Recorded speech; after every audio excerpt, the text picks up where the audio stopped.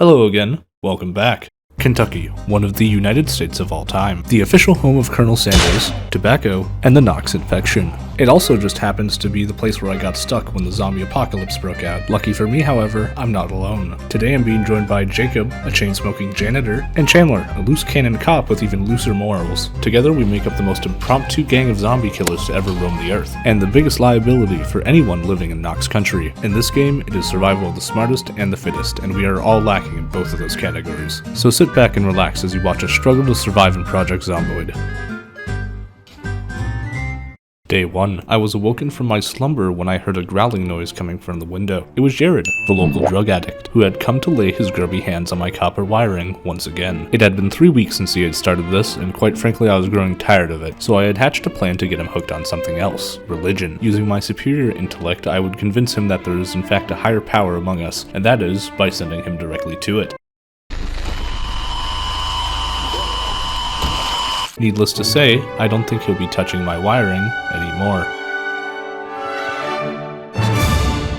Unfortunately, that would be only the beginning of my problems for today. As I looked outside and I realized that everybody was on the same shit that Jared was on. It was at this point that I started thinking that it was less meth addiction and more brain rot. Realizing that the place is probably overrun, I packed my shit and went into the forest. My destination? Dave's house. It's a nice house, but I'd have to clear out the horde first, and you wouldn't believe the amount of zombies in the house next door. However, after I raided the neighbors and cleared out the local horde, the house was looking like a pretty good place to stay. It was at this point where I met my first partner in crime, Jacob. Apparently he was drawn by the light and sound of me barricading my base, and he had just happened to have brought some tools with him. I immediately put these to use, cutting down some trees so I could board up the windows, before I got jump scared by a dubious little creature. Oh shit! Okay, I thought this place was safe. It is not. In this game, even a scratch can be fatal, so no zombie is to be taken lightly. After today's incident, I decided to grab some wood from the furniture and doors. Unfortunately, I scrapped all of it without producing anything useful. Fucking damn it, dude, I disassembled like 4 things and I got nothing. After realizing that I'm shit at carpentry, I decided to go over the loot in the house. Jacob, on the other hand, went north to see if he could find anything useful. I found a radio, and he found a can opener. Oh shit, is that a radio? Ooh. I found a can opener. You should be so happy, because I know I fucking am. I'm going to stick my dick in the can opener. Shortly after Jacob got home, we decided to do some reading. However, just as we were feeling comfortable, an eerie fog settled itself across the town, and shortly after that we heard footsteps outside of our house. As the footsteps got closer, our minds began to race. Had the virus evolved? Had it birthed a new type of eldritch horror to drag us off into the— Nope, it's just Chandler. I'm an ossifer. We happily brought Chandler into the group as he had fire and forget capabilities. Fire, as in we let him loose in town square with a shotgun, drawing in every zombie within a 5-mile radius, and forget, as we forget he exists while we loot all the empty neighborhoods. Truly a flawless plan, which meant that the zombies either had to get quick or get blicked. However, there was one problem with this plan, and that is the fact that we lacked any sorts of firearms whatsoever. Despite living in Western Kentucky, where 2 out of 3 people own a firearm. However, before we could tackle that problem, we wanted books and medical supplies, both of which could be found in the school. So we prepared for the journey ahead. This included me finalizing the barricades on the base to make sure we didn't have any unwanted visitors when we got home, much to Jacob's dismay. Getting sawdust Do you have to do that inside? Yeah, because I don't want to get fucking ambushed by zombies. Well, I don't want sawdust in my carpet. Well, that's too Do damn it in the bad. garage. Man, fuck you. Do it in the garage. Fine. Small army. Fuck you, bitch. Not because you told me to. But because it's a really good idea and I agree. Fuck you. After that, I added some cloth to my clothing, the cloth of which I stole from my friends. Spread your shit. Spread your shit.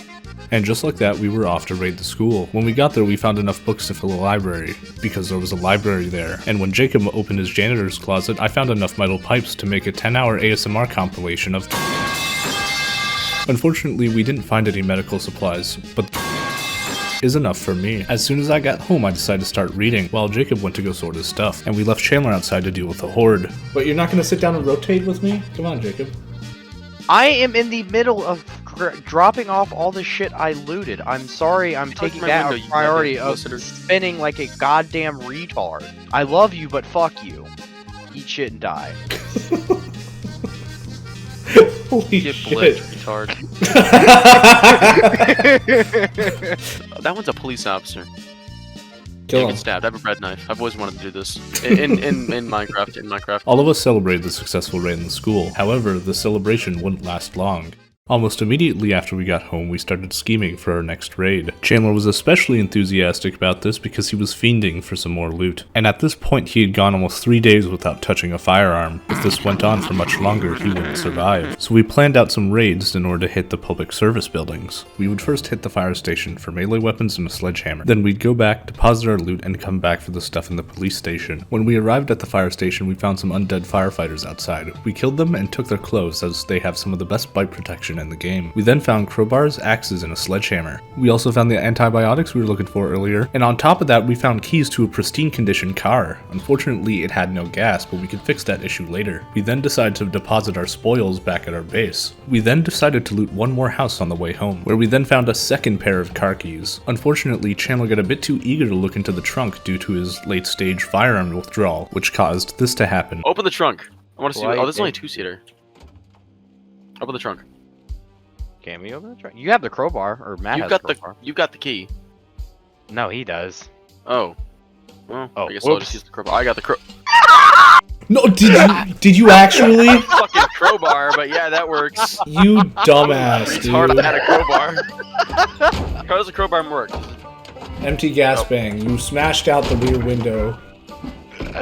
Stop! No, don't! At this point, it became very clear to us that Chandler was going to be a threat if we couldn't get his hands on a firearm. So in order to save our friend, we deposited our stuff and headed right back up to the police station. When we got there, the place was swarming with zombies. We cleared them out, and Chandler used his key on the evidence locker. And his reaction was too funny not to put in the video. Evidence room! Oh yeah!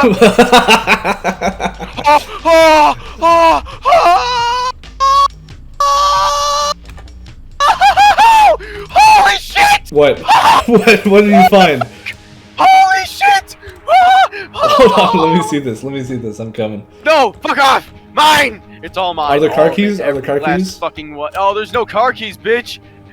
Everything else! Of course, by everything else, he meant firearms. And a whole lot of them. We immediately grabbed as much ammo and firearms as we could carry. I then had an idea, but I need some fuel to pull it off first. Lucky for us that there's a massive parking lot right next to the police station. I got lucky and I was able to find some fuel in a station wagon. I then went down to the fire station and loaded the fuel up into the car we found earlier. I then told Chandler to get in and we started heading down the road. We were going to use the car to blow past the massive horde of zombies on Main Street. However, the car generates a lot of noise, so we are still bound to bring some zombies with us. That's where Chandler comes in. He would distract the zombies while I grab the fuel. Alright, go nuts.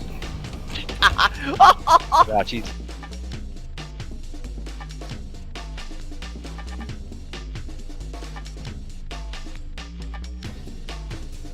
Everything went off with almost no hitch, so we headed home with as much fuel as we could carry, and we made sure to grab the second car on the way home as well. We now had 2 cars, all the tools one could need, ammo, guns, and enough fuel to make it to Louisville and back if we wanted to. We were absolutely rolling in it and we thought nothing could stop us, but disaster was soon to strike.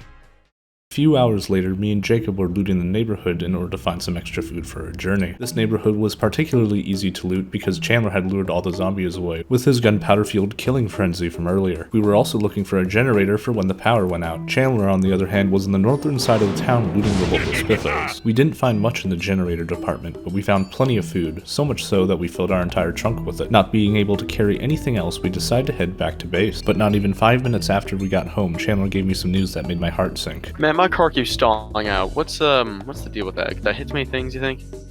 Yeah, probably. Chandler said running into a zombie. Yeah, like I literally told you, don't run into zombies, don't run into anything. Oh shit. Horrible news. Chandler's car had officially died, and he was forced to barricade himself inside of a church. Upon hearing this news, me and Jacob immediately headed into town in order to save our friend. When we got there, we found the place to be swarming with zombies, and unfortunately, Jacob got overwhelmed. Motherfucker, I am spamming this shit. Yeah, Sorry about that. But hey, at least you can like die in the house and get your stuff back. You die in my house. I'm gonna die right fucking next to you. With a heavy heart, I cleared out the rest of the zombies and loaded Jacob into the trunk. We had at least saved Chandler, but at what cost? While I was bringing Chandler back to base, he saw his car on the side of the road and wanted to see if he could get to turn over one last time so we could attempt to repair it at base. We got lucky as he was able to start it up and drive off. However, not even a block away, tragedy struck. You can't be real. That is so unfortunate. You dumb fuck, Chandler, you're gonna get bitten. No, I'm not. That was a lucky guess. Dude, I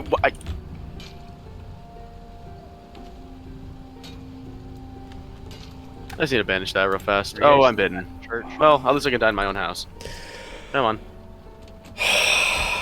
At this point, we were pretty frustrated with Chandler, as he had crashed our car within an hour of getting it, then he got bit within 10 minutes of us saving him, which made Jacob's death, which he was indirectly responsible for, in vain, leaving me as the sole survivor and the only one with enough skills to pull us out of this mess. So we decided to punish him in the funniest way possible. If you don't know how to braid, smash that like button. Let's go! I'm getting a kind of a nutty aftertaste. This is definitely an early harvest. Yeah. What other hints are you picking up on, Chandler? I'm picking up on the hint of. Oh! Oh no! No, I'm still a zombie. Oh, what? Oh shit! Yeah, I'm a zombie. Nope, not anymore. In hindsight, it was pretty sad to see him go, but all that sadness went away when we saw his keyring. All thumbs. Slayer McGee's ring! I didn't realize my name is on that.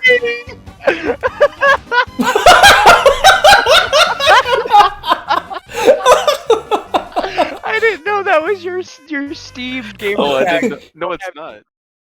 Hey there, I just wanted to thank you for making it to the end of this video, as I really tried to put my best foot forward for this one. I also just wanted to say that I'm blown away by the amount of support my last video got, as that one video might as well represent half my channel, and needless to say I plan on doing more Warhammer content in the future. But that's most of what I have to say for now, as I stayed up way too late editing this video. Anyways, I hope you guys enjoyed the video, and I hope to see you around in the future.